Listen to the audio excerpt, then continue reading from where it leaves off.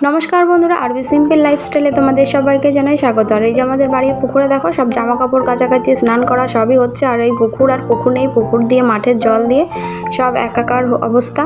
और एदिके देखो आज के बाड़ी जे आम गाछटा प्रचुर परिमाणे माने पाता हुए माने डालपाला हुए बाड़ीर सामनेटा पुरो माने अंधकार मतन हुए थाके। ताई आजके एगुलोके परिष्कार करा होच्छे माने किछुटा डाल छेटे देওয়া হচ্ছে। আর ওই যে একটা দাদু উঠেছে গাছে, ওই দাদুর ডালটা ছেটে দিচ্ছে। বাড়ির সামনে কালকে লেবু গাছের ডালগুলো সব ছেটে দিয়েছে, আজকে আম গাছের ডালগুলো। এই যে আম গাছগুলো দেখো মুখের সামনে কেমন পড়েছে, আর বাড়িটা কেমন সবসময় জন্য সেই রাস্তা থেকে দেখাই যায় না, অন্ধকার অন্ধকার ভাব লাগে। মানে সন্ধ্যার আগেই বাড়িঘর মানে বাড়িতে সন্ধ্যা লেগে যায় এমন একটা অবস্থা। ওই জন্য এই গাছগুলোকে সব ছেটে দিচ্ছে। তো বন্ধুরা দেখো এই যে ছাদে যাচ্ছে এখন জামা কাপড়ে যে কেচে দিয়ে গেল আমার বর।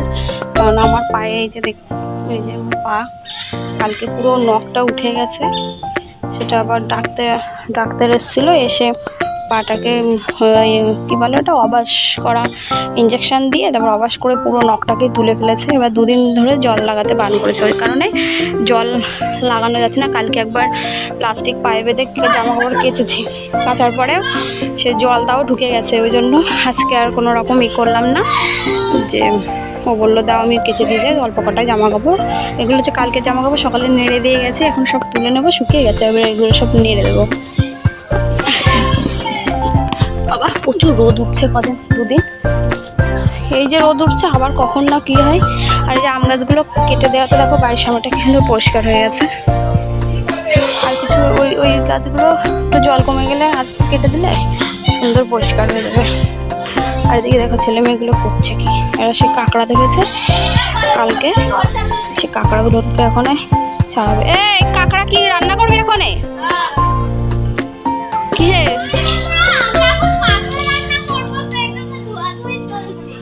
কই তুই দেখতে পাচ্ছি না? কাঁকড়ার কি ঝাল হবে না ভাজা হবে? ঝাল ভালো করে চটকে চটকে ধো। তো ওরা এখন এই যে কাঁকড়ার ঝোল রান্না করবে সুন্দর। এ দিশান হাই বল, আমার ব্লগ হচ্ছে কিন্তু এটা। তুই বল, ওটা হচ্ছে আমার দেওর, ওই যে এ টাকা হাই বল। হাই। তো ওই যে ওরা ওই যে ওইখানে যে জল উঠেছে আমাদের কাকাদের যে জমিতে, ওইখানে কাঁকড়া পাওয়া যাচ্ছে, মানে ওই আসে দু একটা করে, সেটাই দুদিন ধরে ধরে ধরে তাই ওরা বালতির মধ্যে করে জমিয়ে রেখেছিল, সব জ্যান্তই ছিল। তাই আজকে সবাই যে পিকনিক করবে একটা ছোটোখাটো, আর ওই যে ওই ঘরটার মধ্যে পিকনিক করবে, ওখানে গ্যাসটা সব আছে, ওই যে সাদা কালার একটা ঘর দেখা যাচ্ছে না ওর মধ্যে। আর এই যে জলের এই অবস্থা, যদি এখন 10 দিন রোদ্দুর হয় তাহলে যদি আমাদের এদিকে রাস্তাঘাটগুলো জলটা একটু কমে। বনগে টনগে যেতে পারছি না, ভারী বাজে অবস্থা।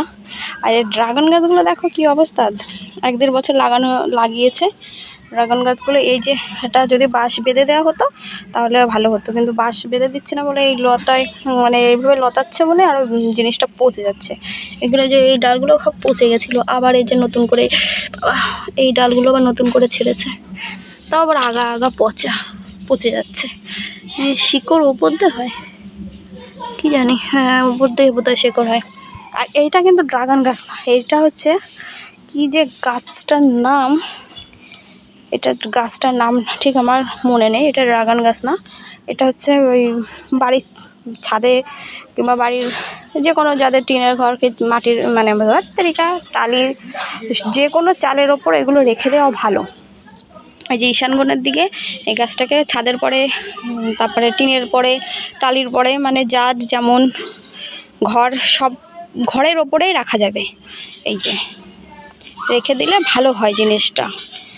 আমাদের একজন বলেছিল, আমাদের এক ঠাকুরমশাই, যে এই গাছটা লাগানোর কথা। আমাদের এদিকে প্রত্যেকটা জনের বাড়িতেই কম বেশি আছে, মানে ওই জন্য আমরাও লাগিয়ে রেখেছি। আর অনেক দিন লাগানো হয়েছে এই গাছটা, প্রায় 2-3 বছর, এগুলো আরও বড় হবে।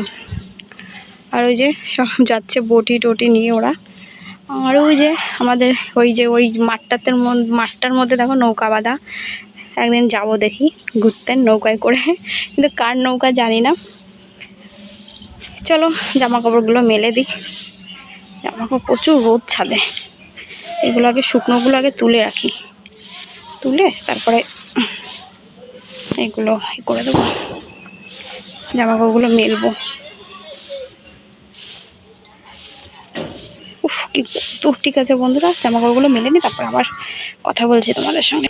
তো এই যে হয়ে গেল, জামা কাপড়গুলো মেলা। এবার চলো, আবার এদিকে মেঘও হয়ে এসছে প্রায়, আকাশে পুরো মেঘলা মেঘলা ভাবও আছে। জামা কাপড়গুলো এখানে রেখেছে শুকনোগুলো, এবার নিয়ে যাবো। আর ওইদিকে দেখো জল, দেখো তো ওইদিকে দেখো জল, দেখো ওই বাড়ির লোকগুলো তো সব স্কুলে থাকো, ওই যে থাকে ওই বাড়িটা। আর এই বাড়ি এরা থাকে না বাড়ি, এদের বারান্দাতেও প্রায় উঠে গেছে জল, ওই যে হালকা হালকা করে জল উঠে গেছে। আর এদের বাড়িও এরকম। আর আমাদের এই যে নিচে দিয়ে পুরো এদিকে আমাদের কলপাড়ে এখন আসেনি, হচ্ছে জল। তো চলো জামা কাপড়গুলো নিয়ে নিচেই যাই, মেঘলা রোদ্দুরটা বেশি।